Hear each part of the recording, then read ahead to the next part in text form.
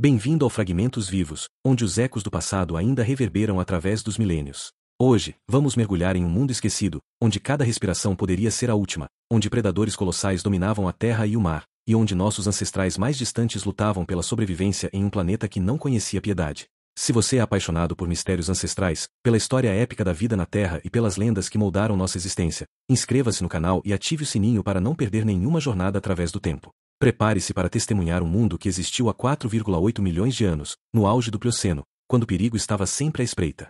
O sol nascia sobre as vastas planícies da África Oriental, pintando o horizonte com tons de âmbar e carmesim que pareciam incendiar o próprio céu. Este não era o mundo que conhecemos hoje, mas sim uma terra mais quente, mais selvagem, onde as florestas tropicais ainda dominavam vastas extensões do continente africano, intercaladas com savanas abertas que se estendiam até onde a vista alcançava. O ar era denso, carregado com a umidade da madrugada e os sons distantes de criaturas que despertavam para mais um dia de sobrevivência, onde cada momento era uma dança delicada entre a vida e a morte. Há 4,8 milhões de anos, no período Plioceno, a Terra atravessava uma era de transformação profunda. Os continentes já haviam assumido formas reconhecíveis, mas o clima era substancialmente diferente. Temperaturas globais eram de 2 a 3 graus Celsius mais elevadas que hoje, os níveis dos oceanos oscilavam dramaticamente, e o istmo do Panamá estava em processo de formação, alterando para sempre as correntes oceânicas e o clima global. Na África, epicentro da nossa história, a grande vale do Rift já começava a se formar, rasgando o continente com forças geológicas inimagináveis, criando um mosaico de habitats que forçaria a vida a se adaptar ou perecer.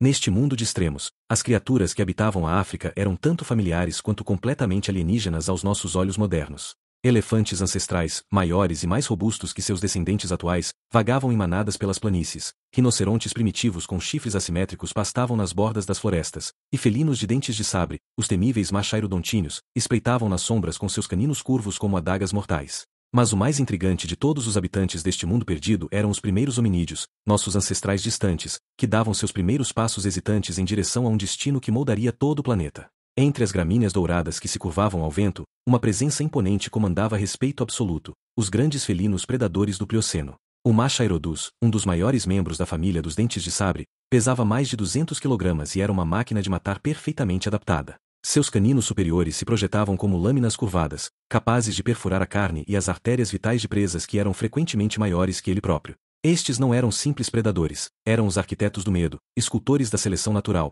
e cada rugido que ecoava pelas planícies era um lembrete de que neste mundo, apenas os mais adaptados, os mais fortes e os mais astutos sobreviveriam. A hierarquia predatória do Plioceno era brutal e implacável. Além dos machairodontíneos, outros carnívoros competiam pelo domínio. Hienas gigantes, maiores e mais poderosas que as atuais, caçavam em clãs organizados com inteligência assustadora. Os ancestrais dos leopardos modernos, igualmente mortais mas mais ágeis, dominavam as árvores e emboscadas noturnas. O ecossistema era um xadrez mortal onde cada espécie ocupava seu nicho com precisão evolutiva, e qualquer desequilíbrio significava extinção. Os herbívoros viviam em constante vigilância, seus sentidos aguçados por milhões de anos de pressão seletiva, pois um único momento de distração era tudo que um predador precisava. Mas havia um predador ainda mais temível espreitando nas águas que cortavam a savana. O Crocodilus antropófagos, um crocodilo gigantesco que podia alcançar 7 metros de comprimento, dominava rios e lagos com supremacia absoluta. Estes répteis ancestrais eram emboscadores pacientes, capazes de permanecer imóveis por horas, apenas os olhos e narinas acima da superfície da água, esperando que qualquer criatura sedenta se aproximasse da margem. Quando atacavam, era com uma explosão de força primordial que raramente falhava, suas mandíbulas gerando uma força de mordida capaz de esmagar ossos como gravetos secos. Entre os habitantes mais impressionantes do Plioceno africano estava o Deinotherium, um proboscídeo colossal que desafiava a imaginação. Com quase 4 metros de altura no ombro e pesando até 14 toneladas, estes gigantes pacíficos eram maiores que a maioria dos elefantes modernos, mas possuíam uma característica única que os tornava inconfundíveis. Suas presas cresciam para baixo a partir da mandíbula inferior, curvando-se graciosamente como ganchos invertidos. Estas presas não eram armas ofensivas, mas ferramentas especializadas, usadas para descascar cascas de árvores, desenterrar raízes e arbustos, e possivelmente para combates ritualísticos entre machos durante a época de acasalamento. Estes titãs herbívoros moldavam literalmente a paisagem por onde passavam.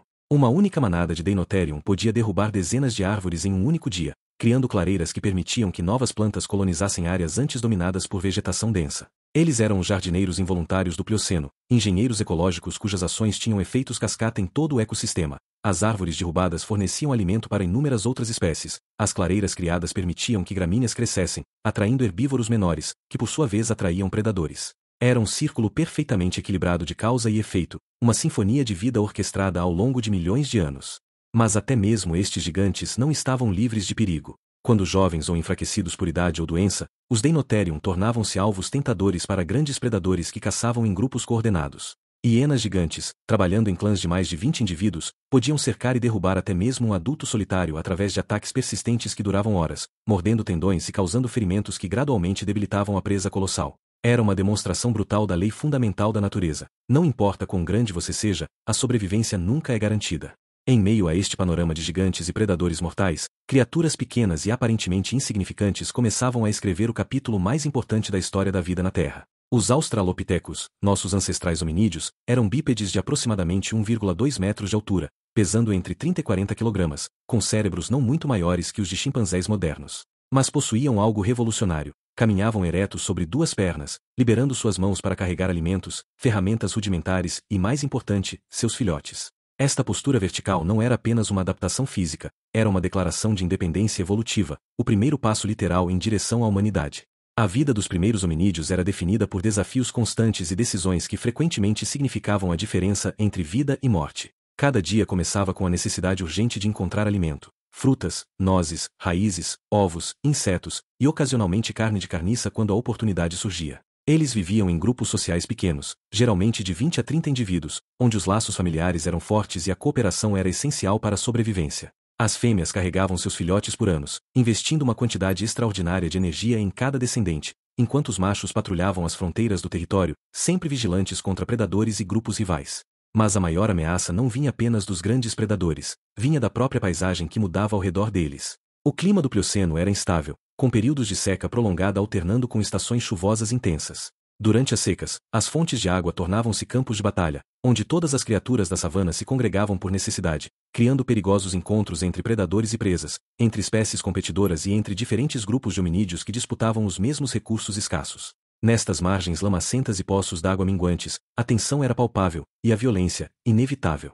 Foi neste caldeirão de pressões evolutivas que uma inovação extraordinária emergiu: o uso sistemático de ferramentas de pedra. Embora os australopitecos do Plioceno ainda não fossem os mestres artesãos que seus descendentes se tornariam, já demonstravam a capacidade de selecionar pedras específicas e usá-las para quebrar nozes, processar alimentos duros e possivelmente extrair tutano de ossos encontrados. Estas ações, aparentemente simples, representavam um salto cognitivo monumental: a capacidade de ver uma pedra não apenas como uma pedra, mas como uma ferramenta potencial, uma extensão do próprio corpo que multiplicava as capacidades de sobrevivência.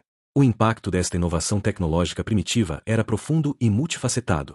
Ferramentas permitiam acesso a recursos alimentares antes inacessíveis: nozes com cascas duras demais para dentes, ossos com tutano rico em calorias profundamente escondido, raízes enterradas firmemente no solo. Este acesso expandido a calorias densas tinha um efeito cascata: mais energia disponível significava melhor nutrição, o que permitia cérebros ligeiramente maiores, que por sua vez possibilitavam comportamentos mais complexos e sofisticados. Era um ciclo de retroalimentação positiva que, ao longo de milhões de anos, transformaria estes pequenos primatas em algo verdadeiramente extraordinário.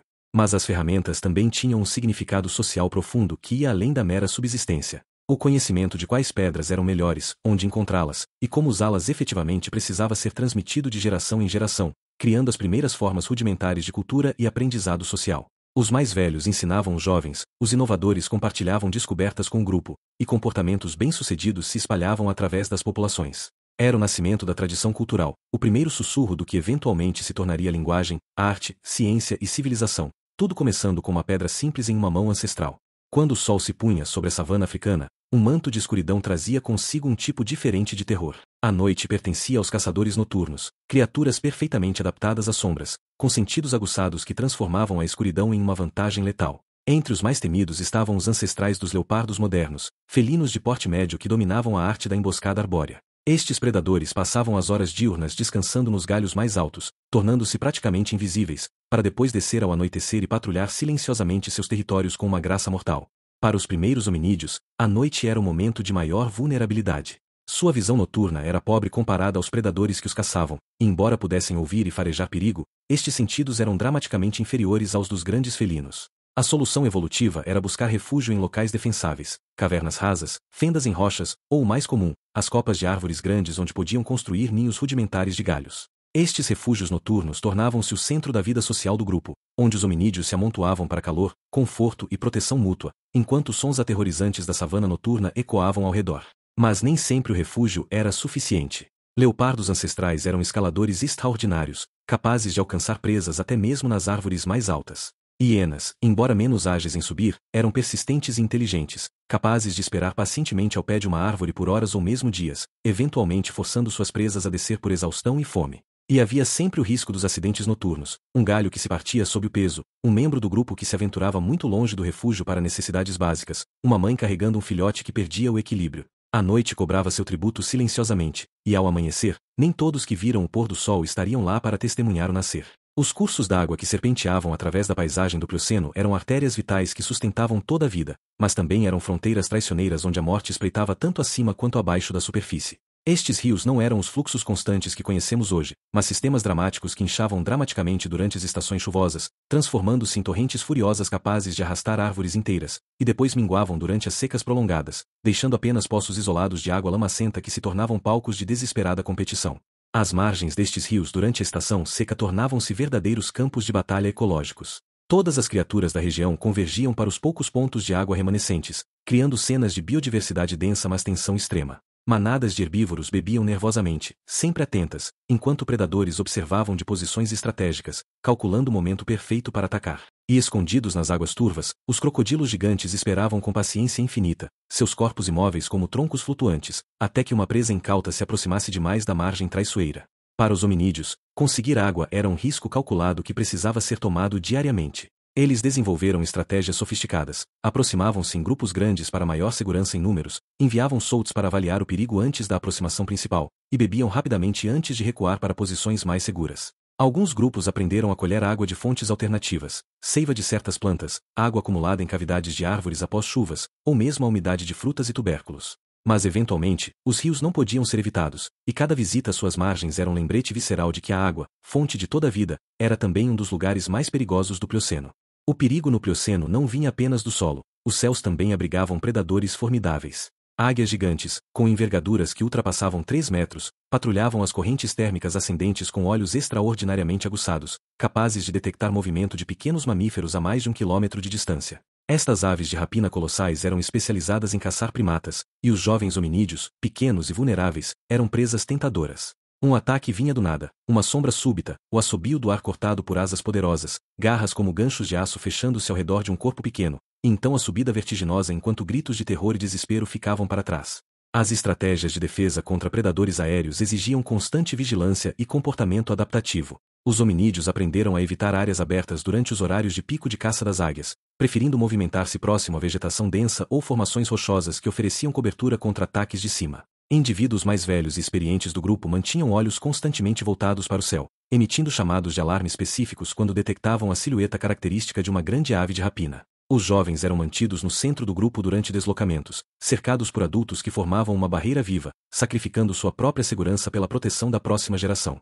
Os ninhos das águias gigantes, construídos nos penhascos mais inacessíveis ou nas copas das árvores mais altas, tornaram-se lugares de horror nas histórias transmitidas entre gerações de hominídeos. Ali, entre galhos entrelaçados e pedras manchadas de sangue, os restos desmembrados de presas se acumulavam, ossos pequenos, crânios esmagados, evidências silenciosas do tributo constante que o céu cobrava dos habitantes terrestres. Análises paleontológicas modernas de tais sítios revelam que primatas jovens constituíam uma porção significativa da dieta destas aves colossais, um lembrete sombrio de que nossos ancestrais não eram os predadores dominantes, mas frequentemente as presas. O Plioceno era uma era de movimento constante, onde as estações ditavam migrações massivas através do continente africano. Quando as chuvas chegavam ao norte, vastas manadas de herbívoros, centenas de milhares de indivíduos, iniciavam jornadas épicas seguindo as pradarias verdejantes que surgiam como tapetes vivos sobre a terra ressecada. Gnus ancestrais, zebras primitivas, antílopes de espécies há muito extintas, todos se moviam em uma massa pulsante de vida que se estendia até o horizonte, levantando nuvens de poeira tão densas que obscureciam o sol e transformavam o dia em crepúsculo vermelho alaranjado. Para os predadores, estas migrações representavam festas móveis, oportunidades sem precedentes de abundância após meses de escassez. Matilhas de hienas gigantes seguiam as manadas como sombras mortais, selecionando os fracos, os doentes e os jovens que ficavam para trás. Machairodus e outros grandes felinos estabeleciam emboscadas ao longo das rotas de migração conhecidas, especialmente em pontos de estrangulamento como travessias de rios e passagens estreitas entre formações rochosas. E nas águas que as manadas precisavam inevitavelmente atravessar, os crocodilos colossais aguardavam, transformando cada travessia em um espetáculo de carnificina onde o rio se tingiu de vermelho. Os hominídeos observavam estas migrações com uma mistura de terror e oportunidade. Eram eventos perigosos. O risco de serem esmagados por manadas em pânico era real e mortal, mas também traziam abundância inesperada. Após as matanças dos grandes predadores, havia sempre carniça suficiente para alimentar também os carniceiros menores, e os hominídeos aprenderam a arte delicada de roubar porções de carcaças enquanto os predadores estavam distraídos ou saciados. Era um jogo de timing perfeito e coragem controlada, aproximando-se o suficiente para arrancar pedaços de carne rica em proteínas, mas nunca tão perto que se tornassem a próxima refeição. A África do Plioceno era geologicamente violenta, um continente literalmente se rasgando ao meio conforme o grande vale do Rift continuava sua expansão inexorável. Vulcões pontuavam a paisagem, alguns adormecidos por séculos, outros em atividade constante, suas plumas de cinza e fumaça visíveis por centenas de quilômetros. Quando um destes gigantes despertava em erupção total, o impacto era apocalíptico, rios de lava derretida fluíam pelas encostas incinerando tudo em seu caminho, cinzas quentes desciam como avalanches mortais vaporizando florestas inteiras, e o céu escurecia por dias ou mesmo semanas enquanto nuvens piroclásticas bloqueavam o sol. Mas estas catástrofes vulcânicas, por mais destrutivas que fossem a curto prazo, tiveram um papel fundamental na evolução humana. As cinzas vulcânicas ricas em minerais fertilizavam o solo, criando bolsões de vegetação excepcionalmente exuberante que atraíam herbívoros, que por sua vez atraíam predadores e carniceiros. As camadas de cinza fossilizaram inúmeros organismos, preservando instantâneos perfeitos da vida do Plioceno que permitiriam, milhões de anos depois, que paleontólogos reconstruíssem este mundo perdido. E a atividade tectônica contínua criava novos habitats, lagos de rift, montanhas, vales, que fragmentavam populações e aceleravam a especiação evolutiva. Para os hominídeos, os vulcões eram forças divinas incompreensíveis, fenômenos que desafiavam qualquer tentativa de compreensão racional. Alguns grupos desenvolveram comportamentos ritualísticos em torno destes gigantes fumegantes, evitando certas áreas consideradas amaldiçoadas, ou ao contrário, visitando locais vulcânicos específicos em busca de obsidiana, vidro vulcânico que poderia ser lascado em ferramentas com gumes mais afiados que qualquer outra pedra. Estas primeiras interações com geologia formaram as sementes do que eventualmente se tornaria superstição, religião e, paradoxalmente, ciência, a busca humana eterna por compreender e controlar as forças naturais aparentemente incontroláveis.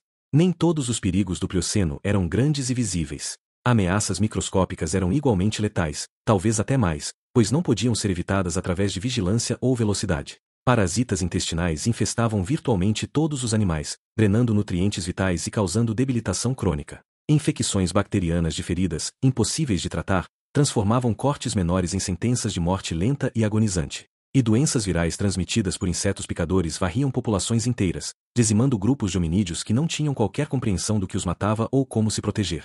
A higiene era um conceito não existente, e os grupos viviam em proximidade constante com seus próprios dejetos, carcaças em decomposição e água contaminada. A expectativa de vida era brutalmente baixa. Poucos indivíduos viviam além de 25 anos, e a mortalidade infantil era catastrófica, com talvez metade de todos os nascidos não sobrevivendo aos primeiros anos de vida. Mães frequentemente assistiam impotentes enquanto seus filhos morriam de febres misteriosas, diarreias incontroláveis, ou simplesmente definham sem causa aparente. O sofrimento era onipresente, e não havia cura, não havia alívio, apenas a esperança de que o corpo fosse forte o suficiente para sobreviver até que a doença seguisse seu curso. Paradoxalmente, estas pressões de doenças foram também moldadoras poderosas da evolução. Os indivíduos com sistemas imunológicos mais robustos sobreviviam para reproduzir, passando genes de resistência para a próxima geração. Comportamentos que acidentalmente reduziam exposição a patógenos, como evitar água visivelmente contaminada ou cadáveres putrefatos, eram reforçados porque seus praticantes viviam mais tempo. E a tendência crescente de cuidado social, onde indivíduos doentes eram alimentados e protegidos pelo grupo ao invés de abandonados, criava laços sociais mais fortes e aumentava as taxas de sobrevivência gerais, estabelecendo as fundações para a empatia e compaixão que definiria a humanidade futura. Em um mundo de perigos constantes, a maior arma de sobrevivência dos hominídeos não era força física, garras ou presas afiadas, mas sim algo muito mais poderoso: os laços sociais complexos que uniam grupos em unidades cooperativas maiores que a soma de suas partes individuais. Cada grupo era uma família estendida onde todos conheciam todos, onde relações eram nutridas através de grooming prolongado, compartilhamento de alimentos e proteção mútua. Estas conexões não eram meramente funcionais. Havia evidências de verdadeiro afeto, de laços emocionais que transcendiam a mera estratégia de sobrevivência. Conflitos dentro dos grupos eram inevitáveis, mas geralmente resolvidos através de demonstrações não letais de dominância, vocalizações expressivas, e eventualmente reconciliação através de gestures apaziguadores. A hierarquia social era fluida mas real, com indivíduos mais velhos e experientes geralmente comandando maior respeito e acesso prioritário a recursos, mas também assumindo maiores responsabilidades na proteção do grupo e na tomada de decisões sobre movimentos e estratégias. Os machos frequentemente competiam por status e acesso a fêmeas, mas raramente até a morte. A preservação do grupo era mais importante que qualquer rivalidade individual. Mas talvez a manifestação mais notável destes laços sociais era como os grupos respondiam à perda. Quando um membro morria, especialmente uma mãe com filhote jovem, outros no grupo frequentemente adotariam o órfão, compartilhando alimentos preciosos e oferecendo proteção. Quando um indivíduo importante falecia, um patriarca ou matriarca, o grupo demonstrava sinais de luto, retornando ao local da morte, tocando o corpo, vocalizando de maneiras que sugeriam algo semelhante à tristeza. Estes comportamentos, testemunhados em fósseis através de evidências de cuidados prolongados de indivíduos feridos ou doentes que não poderiam sobreviver sozinhos, sugerem que mesmo há milhões de anos, as sementes da humanidade emocional já estavam germinando.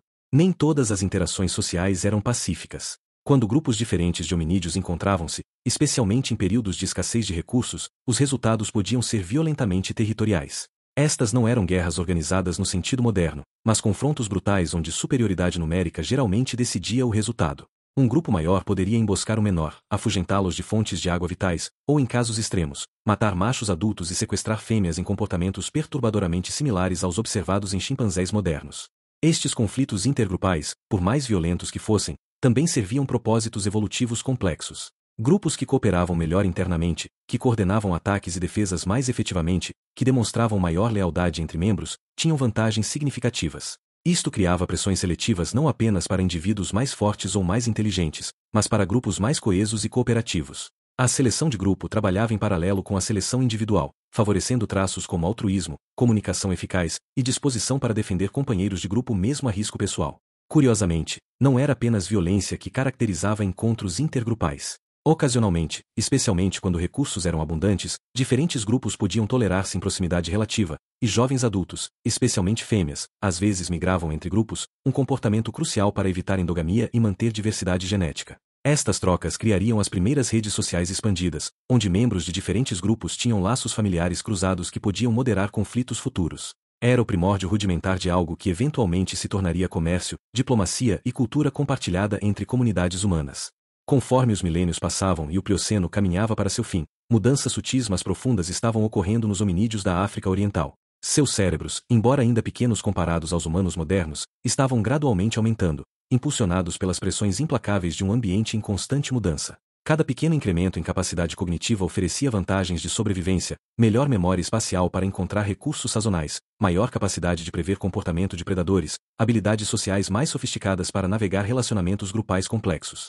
A dieta destes hominídeos também estava evoluindo de maneiras que teriam consequências monumentais. Embora ainda predominantemente vegetarianos, eles estavam consumindo quantidades crescentes de proteína animal através de carniça e caça oportunística. Esta dieta mais rica em proteínas e gorduras fornecia a energia densa necessária para sustentar cérebros maiores, que por sua vez permitiam estratégias de forrageamento mais sofisticadas, criando um ciclo de retroalimentação positiva. A descoberta de que cozinhar alimentos, provavelmente acidental inicialmente através de incêndios naturais, os tornava mais digeríveis ainda estava distante, mas as fundações dietéticas estavam sendo estabelecidas.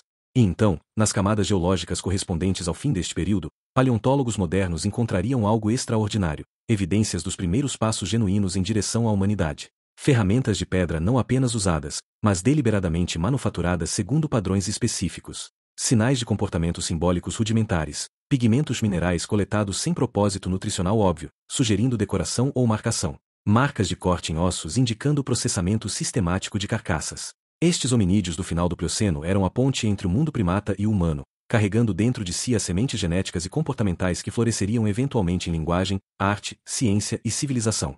Hoje, 4,8 milhões de anos depois, quando olhamos para o céu noturno africano e vemos as mesmas estrelas que eles viram, quando sentimos o mesmo sol que aqueceu sua pele, quando bebemos água dos mesmos rios, agora transformados mas ainda fluindo, estamos conectados através de um fio invisível mas inquebrantável a estes pioneiros esquecidos. Cada respiração que tomamos é possível porque eles sobreviveram tempo suficiente para reproduzir. Cada pensamento que pensamos é processado por um cérebro que evoluiu das pressões que eles enfrentaram. Cada emoção que sentimos ecoa sentimentos primordiais experimentados primeiro naquelas savanas perigosas do Plioceno.